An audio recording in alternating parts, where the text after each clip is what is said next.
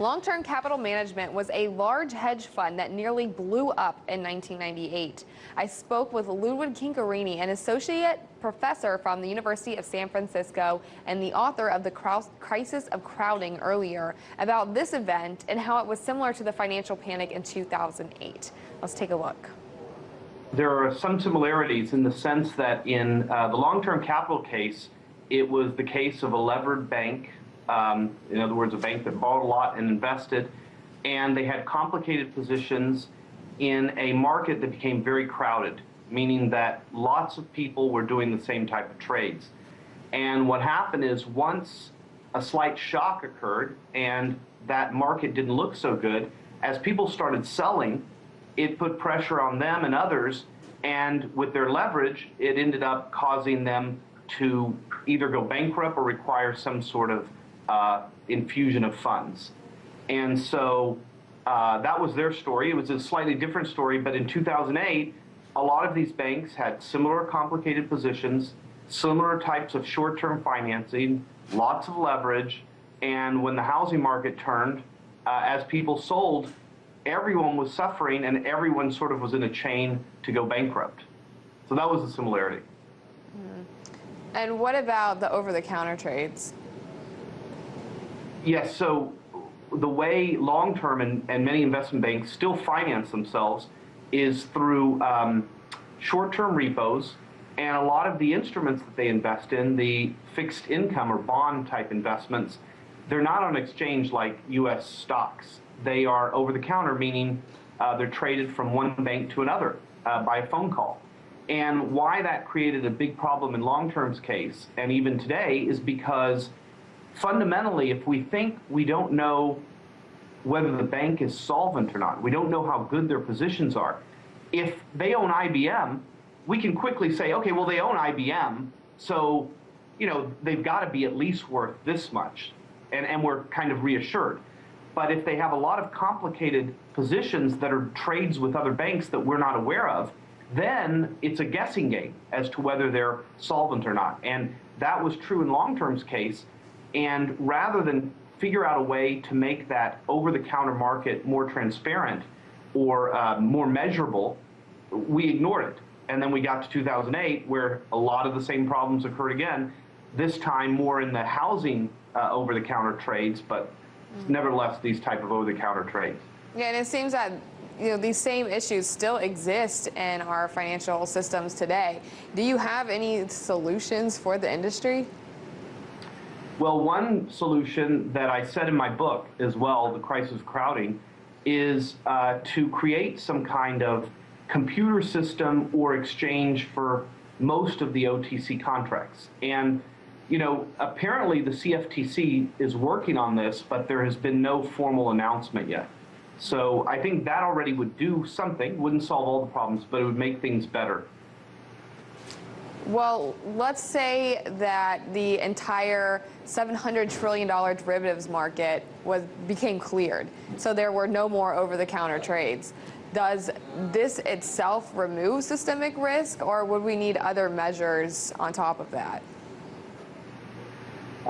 Great question. No, it doesn't. It doesn't remove systemic risk, but what it does do, and again, not only does it have to go to exchange, there would have to be other measures produced as well, not just that it goes on exchange, but that would at least help us have transparency. When a bank is in trouble, or even before a bank gets in trouble, we can see very clearly what the positions are and who they're owed to and what their net position is, so we can understand if they're truly in trouble or not. So that helps a lot. But we still have, there still could be systemic risk. So other things that could be done, again, I'm not saying these are the right things to do, but they certainly would help reduce systemic risk. One is to reduce leverage. So if all banks reduce the amount of leverage they take on, or have higher capital ratios, that would do it. Another thing that's very hard to control is that we have less crowding. In other words, we have less people doing the same trade. When many people crowd an investment space, it causes that space to become very vulnerable. That's harder to figure out what the rule is. I would say rather than a rule, it's more of a independent banks need to take that into account when they're making their trades, to measure crowding and make sure that they're not going into a crowded space where the risk is higher. It's interesting that you say that the government and those involved with this didn't really know exactly what they were doing. And I interviewed David Stockman a few weeks ago about his thoughts on the bailouts in 2008, and I wanted to play for you what his comments were. Okay, sure. The idea that somehow the last standing gambling houses in Wall Street were going to fail, and then this was going to spread as a contagion to the rest of the Main Street economy is an absolute urban legend. I document it in my book. The Main Street banks were not in trouble. There wouldn't have been a run on the bank. There was no Great Depression 2.0 around the corner. That's just Bernanke's erroneous fears and false scholarship from the 19... Yes. That is funny. Yes, sorry? Yeah, so Stockman, I mean, he believes that the bailouts were basically just a result of corruption and cronyism, and I just wanted to know what your thoughts were on the bailouts in 2008. Yeah, he has a strong view. I'll say this. First of all, Dave Stockman nor I really can tell you the right answer. And the reason for that is because no one knows what would have happened. We just don't have that sequence of history. So we don't know what would have happened. I don't entirely agree with him for this reason. There was some signs that the banks were in fact going to cause larger problems. When Lehman failed, commercial paper lending rates went through the roof. They went from something like 1% to something like 5%. And commercial paper is the way a lot of major U.S. corporations borrow money to finance their activities, their inventory, their short-term production. And so companies like GE and other companies were getting in trouble at the time because borrowing became extremely difficult. So to say that it wasn't linked to Wall Street, I think is incorrect.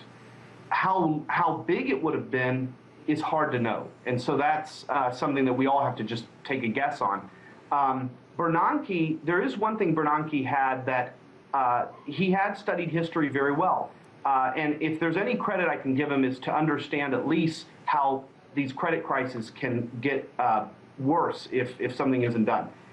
So I don't agree with that. I think that you have to create a system where bailouts are not depended on. I agree with that. I'm certainly not in favor of governments jumping in every few crises.